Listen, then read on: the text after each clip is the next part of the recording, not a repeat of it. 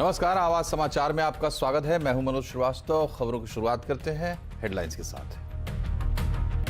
नए corona virus से संक्रमण ज्यादा पर खतरा गंभीर नहीं, कोविड टास्क फोर्स के वीके पॉल ने दी सफाई। जुलाई के बाद एक दिन में सबसे कम मामले। किसानों और सरकार के बीच कल हो सकती है बात, कल किसान करेंगे सरकार के प्रस्ताव पर फैसला। तोमर बोले सरकार बातचीत के लिए कभी भी तैयार। दिन के निचले स्तरों से 350 अंक सुधरकर निफ्टी 13,450 के पार बंद। आईटी शेयरों की ओर से मिला सबसे ज्यादा जोश, 3% मजबूती लेकर आईटी इंडेक्स रिकॉर्ड ऊंचाई पर बंद। निफ्टी बैंक भी 170 अंक चढ़ा। पूरी कंपनी की कीमत 12,000 करोड़ थी 95 में, वो मार्च 20 में 7 लाख करोड़ हुई और अभी 12-13 लाख करोड़ का फिर से हो गया, वहां से फिर डबल हो गया।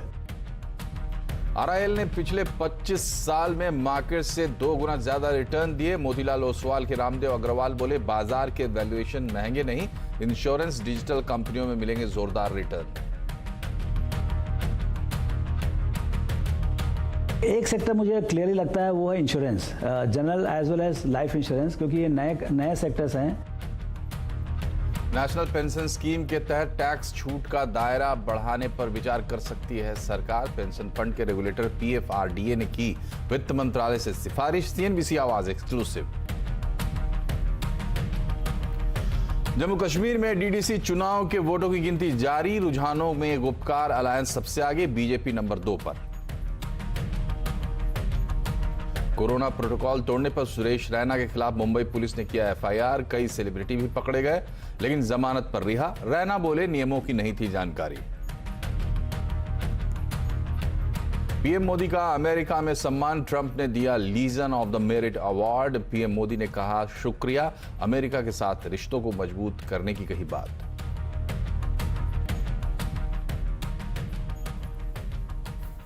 कोरोना को लेकर अभी अच्छी और अलर्ट रहने की जरूरत है। हालांकि खबर थोड़ी सी अच्छी है, राहत देने की भी है। दरअसल भारत में एक दिन में कोरोना के नए केस लगातार घट रहे हैं। 24 घंटे में जुलाई के बाद सबसे कम मामले कल सामने आए और 20,000 से कम नए मामले पिछले 24 घंटे में आए हैं। हालांकि यूके में कोरोना का नया स्ट्रेन भी मिल चुका है, जिससे थोड़ी चिंता बढ़ी है, लेकिन इससे घबराने की जरूरत नहीं है। सरकार का कहना है कि नया कोरोना वायरस तेजी से संक्रमण फैलाता जरूर है, लेकिन बीमारी गंभीर करने या खतरा बढ़ाने जैसी कोई बात या कोई सबूत अब तक नहीं मिला है।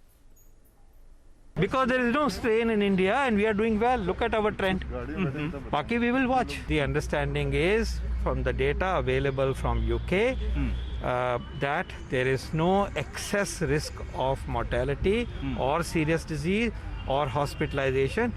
Yes, this mutation laden virus increases infectiousness.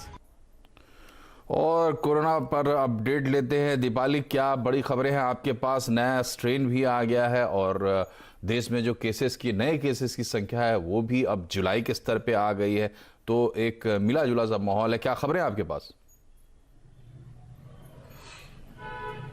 देखिए, अगर ब्रिटेन में जो नया कोरोना वायरस का स्ट्रेन मिला है, इस लिहाज से कुछ देर पहले ही केंद्रीय स्वास्थ्य मंत्रालय की तरफ से एक एसओपी जारी किया गया है सभी राज्यों को, जिसमें उन्होंने इस बात को काफी फोकस करते हुए कहा है कि जितने भी यात्री ब्रिटेन से भारत में आ रहे हैं उनका आरटी-पीसीआर टेस्ट जरूर कराया जाए और अगर आरटी-पीसीआर टेस्ट पॉजिटिव पाया जाता है तो ऐसे यात्रियों का एक और टेस्ट कराया जाएगा जिसका नाम है spike gene based RT PCR test. इस टेस्ट के जरिए ये पता लगाया जाएगा कि अगर कोई इंसान पॉजिटिव पाया जा रहा है, कोई यात्री पॉजिटिव है, तो क्या उसके पॉजिटिव होने के पीछे वो नया स्ट्रेन शामिल है या नहीं।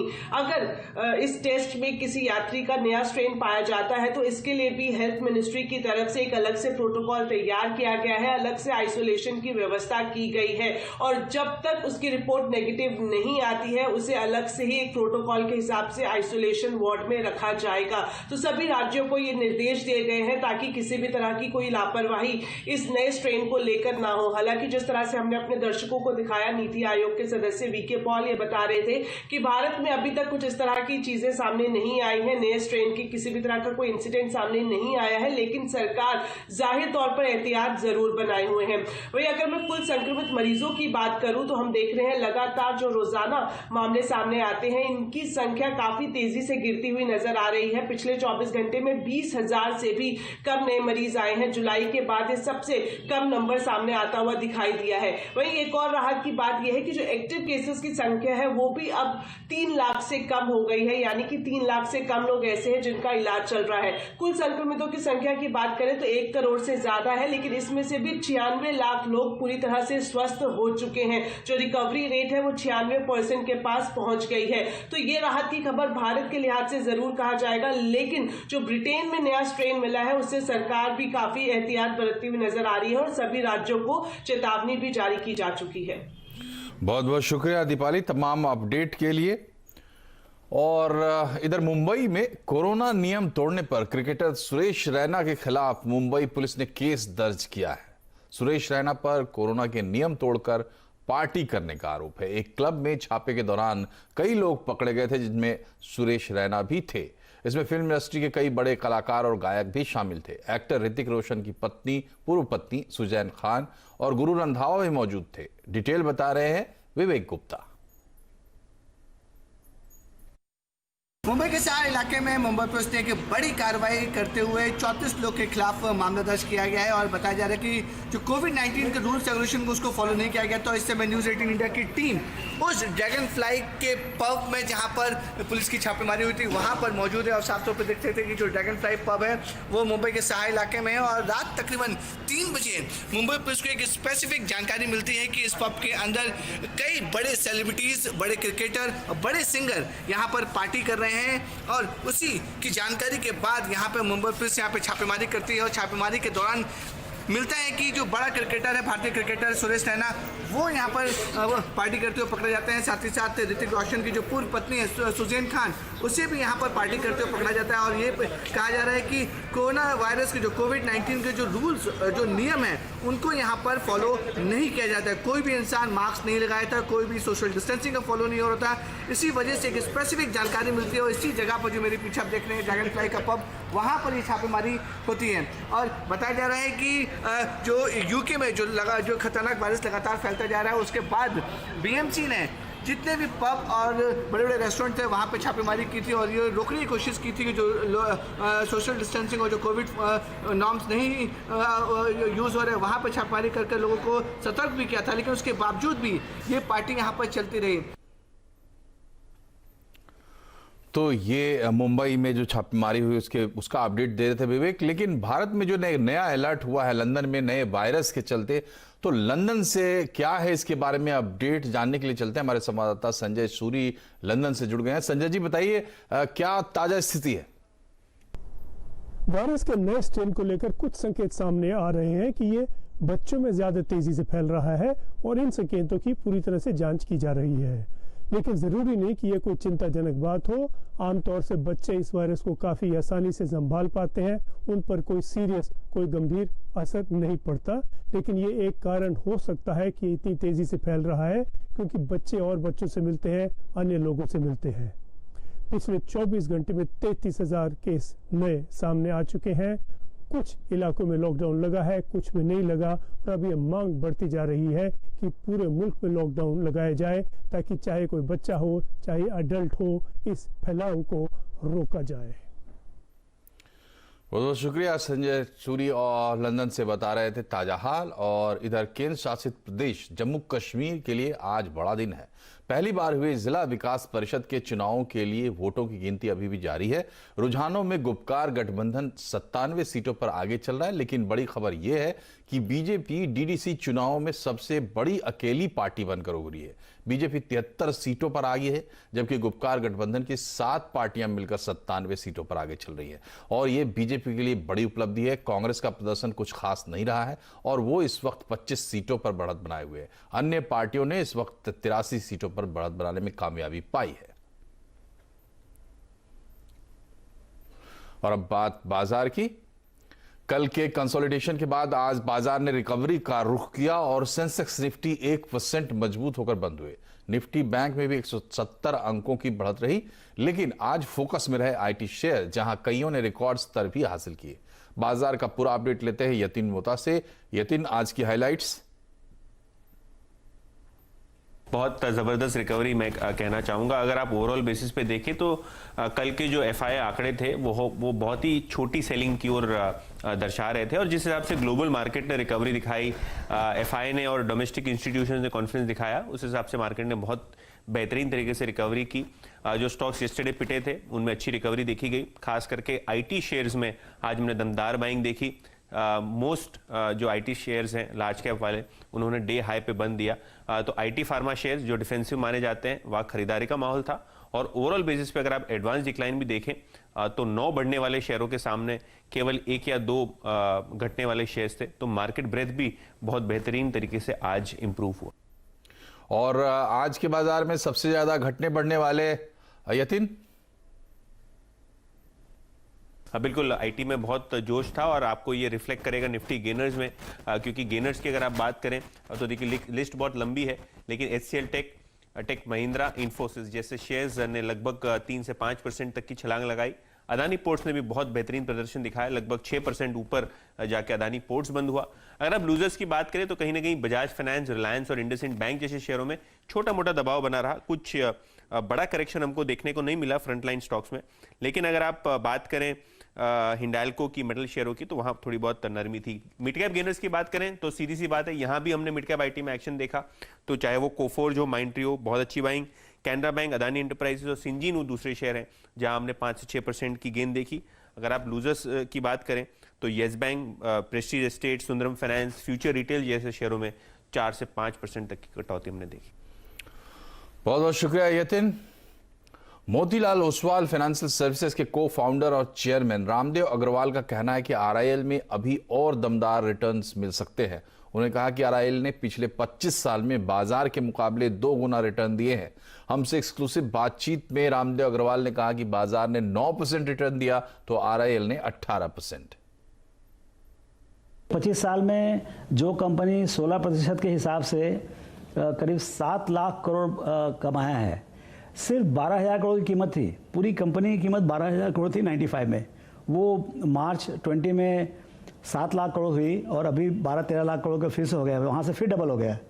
तो ऐसा नहीं है कि एलिफेंट्स कांट डांस, मतलब ये तब भी बहुत बड़ा कंपनी था, अब भी बहुत बड़ी कंपनी है, और अभी यहाँ से भी ऐसा जिस ढंग से कंपनी चल रही है उसमें अभी भी पोटेंशियल लगता है, और लास्ट 8-9 महीने में डबल हो गया है। तो yes, it is the largest wealth creating companies, और काफ़ी अच्छे स्पीड से हुआ है। बाजार ने 9% से किया है, बाजार 9% से बढ़ा है पूरे 25 साल में, लेकिन रिलायंस 16% के हिसाब से बढ़ा है। और यहाँ पर आपको बताना ज़रूरी है कि आप जो चैनल देख रहे हैं CNBC आवाज़, ये इसका स्वामित्व रिलायंस इंडस्ट्रीज के पास है। आगे बढ़ते हैं। रामदेव अग्रवाल का यह भी मानना है कि इंश्योरेंस और डिजिटल सेक्टर में आगे अच्छा वेल्थ क्रिएशन होने की संभावना है।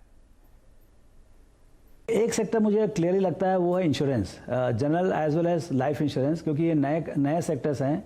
इसमें पब्लिक सेक्टर का भी प्रेजेंस काफ़ी है, और जैसे जैसे इकोनॉमी आगे बढ़ता है तो उसका ग्रोथ भी काफ़ी बढ़ता है। बहुत बड़ा इंडस्ट्री है, ग्लोबली 6-7 ट्रिलियन डॉलर का उसका प्रीमियम होता है, उसका वैल्यूएशन तो पता नहीं कितना है। तो ये बड़ा इंडस्ट्री है, और यहाँ पर अभी बहुत छोटा है ये, और अभी सब कंपनी लिस्टेड हुए हैं, और ये बहुत कंसोलिडेटेड इंडस्ट्री है। इसमें कोई 25-50 लोग नहीं है, इसमें 3-4 ही मेजॉरिटी होता है, और ये बहुत सेक्युलर बिजनेस है। इसमें क्या सिक्लिकलिटी नहीं होती है, आपका एकदम स्टडी पेस में 15-20% से बढ़ते आता है।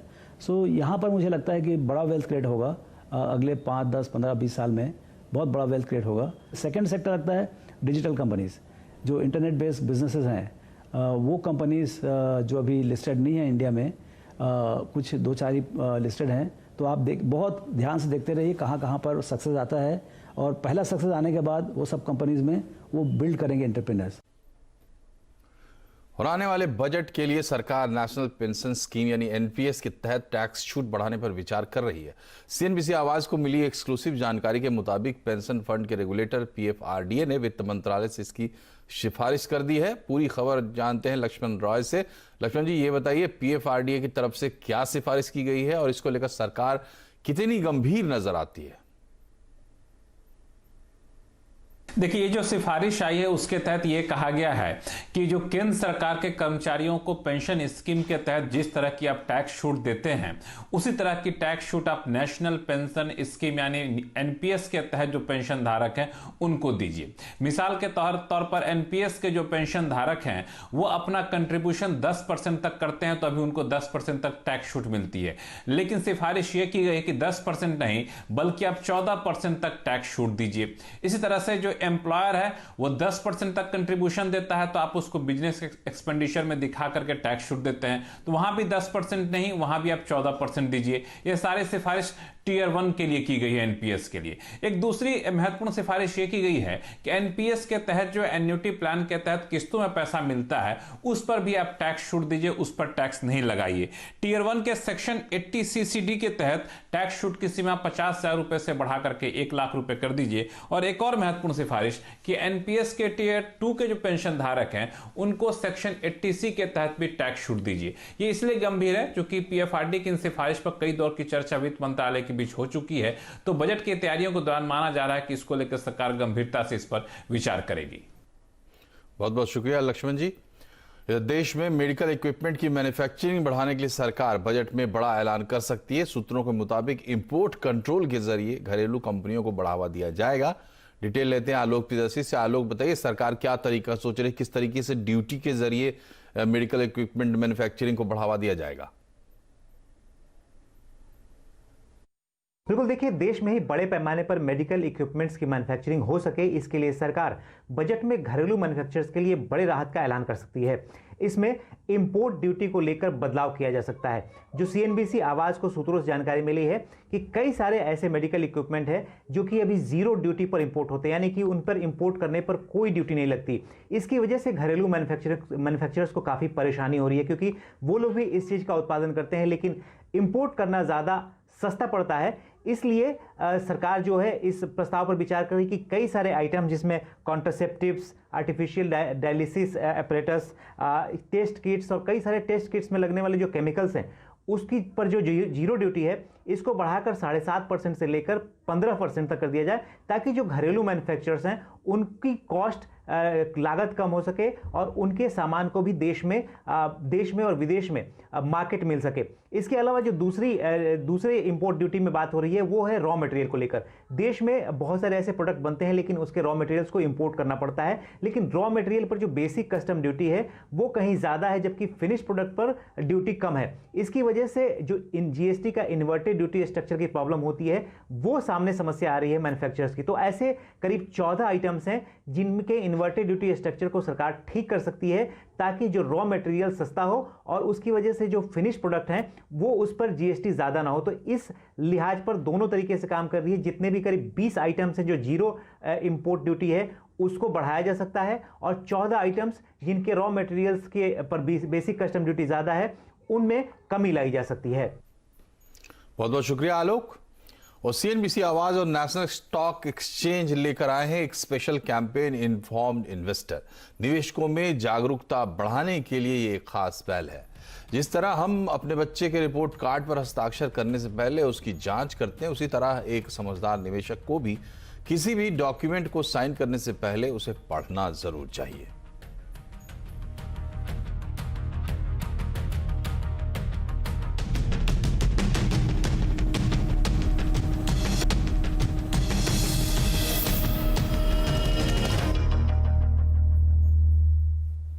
ब्रेक के बाद एक बार फिर से आपका स्वागत है। आज किसान आंदोलन का 27वां दिन है। कल शायद किसानों से सरकार की बातचीत हो जाए। कल किसान सिंघू बॉर्डर पर एक अहम मीटिंग करेंगे और उसके बाद सरकार की बातचीत के प्रस्ताव पर फैसला लिया जाएगा। इससे पहले आज किसान मजदूर संघर्ष कमेटी के सरवन सिंह पंढेर ने प्रेस कॉन्फ्रेंस में कहा कि सरकार ने कानून वापस ना लेने का फैसला लेते हुए किसानों को सिर्फ संशोधन पर बात करने के लिए बुलाया है। ये सरकार की ओर से चक्रव्यूह रचने जैसा है।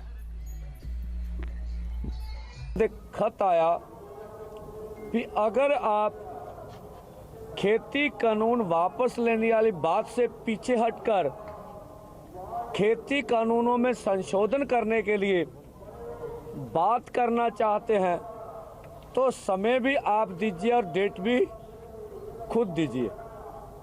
तो ये चिट्ठी कम, सरकार का बढ़ाया हुआ कदम कम, ये एक चक्रव्यूह रचने का यत्न किया जा रहा है किसान संगठनों के ऊपर। और किसान आंदोलन का ताज़ा अपडेट लेते हैं असीम मनचंदा से। असीम, ये बताइए, ये लोग तो कह रहे हैं कि ये सरकार ने चक्रव्यूह रचा है और कल इनकी मीटिंग भी होने वाली है। सरकार की क्या तैयारी, क्या लगता है माहौल में बड़ी खबरें आज की क्या है और कल क्या होने वाला है? देखिए, रविवार को सरकार ने किसानों के नाम में खुली चिट्ठी जो है वो लिखी थी और किसानों से कहा था कि आप आइए और चर्चा जो है इस पूरे मामले में जो है कीजिए, हम कृषि बिल में संशोधन करने के लिए जो है वो तैयार है। उसके बाद अभी तक किसानों ने सरकार की जो चिट्ठी है उसका जवाब जो है वो नहीं दिया। आज किसानों की एक बैठक होनी थी, लेकिन इसको बैठक को कल तक के लिए जो है वो टाल दिया गया। कल किसान दोबारा से बैठक जो है वो करेंगे और उसके बाद फैसला करेंगे कि क्या बातचीत करने के लिए, चर्चा करने के लिए दोबारा सरकार के पास जाना चाहिए या नहीं जाना चाहिए। आखिरी बैठक जो है किसानों के साथ सरकार की 6 दिसंबर को हुई थी। उसके बाद 9 दिसंबर को एक बैठक होनी थी, उसको जो है वो टाल दिया गया था, क्योंकि उसके बाद जो गृह मंत्री अमित शाह ने दखल दिया, उसके बाद जो बैठक जो है उसमें चर्चा जो है, बातचीत जो है वो नहीं बन पाई, तो उस बैठक को जो है वो टाल दिया गया। आज किसानों की एक जो उत्तर प्रदेश के कुछ किसानों का एक संगठन है, उसने कृषि मंत्री नरेंद्र सिंह तोमर से मुलाकात जो है वो की। उन्होंने इन कृषि बिलों का समर्थन जो है वो किया, लेकिन जो 40 पंजाब की यूनियंस है वो अभी इस बिल का अभी समर्थन जो है वो नहीं कर रही है। वो कह रही है कि इनको पूरी तरह से वापस जो है वो लिया जाए। तो अब बैठक जो है वो कल होगी, तो कल किसान जो है वो डिसाइड करेंगे कि क्या आगे सरकार से बातचीत करनी चाहिए या नहीं करनी चाहिए, क्योंकि अभी तक किसान यूनियन का रुख ये साफ है, वो चाहते हैं कि सरकार जो है तीनों बिलों को वापस जो है वो ले, लेकिन सरकार कहती है कि हम संशोधन करने के लिए तैयार है, हम बिल जो है वापस जो है वो नहीं लेंगे। तो कल वो फैसला करेंगे। उसके बाद सरकार के पास अगर बातचीत करने के लिए अगर वो तैयार होते हैं तो हो सकता है कि एक बैठक जो है वो और उसके अंदर ये मामला सारा जो है वो सुलझ जाए। लेकिन जिस तरह से अभी तक 27 दिन जो है हो चुके हैं और अभी तक मामला जो है वहीं का वहीं खड़ा है, ना किसान हटने के लिए तैयार है, ना सरकार जो है वो पीछे हटने के लिए तैयार है। बहुत बहुत शुक्रिया असीम इस अपडेट के लिए। तो कल देखना होगा क्या होता है। बहरहाल बढ़ते हैं खबरों में आगे। आज प्रधानमंत्री मोदी ने अलीगढ़ मुस्लिम यूनिवर्सिटी के शताब्दी समारोह को संबोधित किया। वीडियो कॉन्फ्रेंस के जरिए वो जुड़े। इस दौरान उन्होंने अलीगढ़ मुस्लिम यूनिवर्सिटी यानी एएमयू की तारीफ की। उन्होंने एएमयू को सबका साथ, सबका विकास और सबका विश्वास का मंत्र दिया। प्रधानमंत्री ने आत्मनिर्भर भारत के लिए काम करने की अपील भी की। सियासत और सत्ता की सोच से बहुत बड़ा, बहुत व्यापक किसी भी देश का समाज होता है। पॉलिटिक्स के ऊपर भी समाज को आगे बढ़ाने के लिए बहुत स्पेस होती है। उस स्पेस को भी एक्सप्लोर करते रहना बहुत जरूरी है। ये काम हमारे एएमयू जैसे कैंपस कर सकते हैं, आप सभी कर सकते हैं।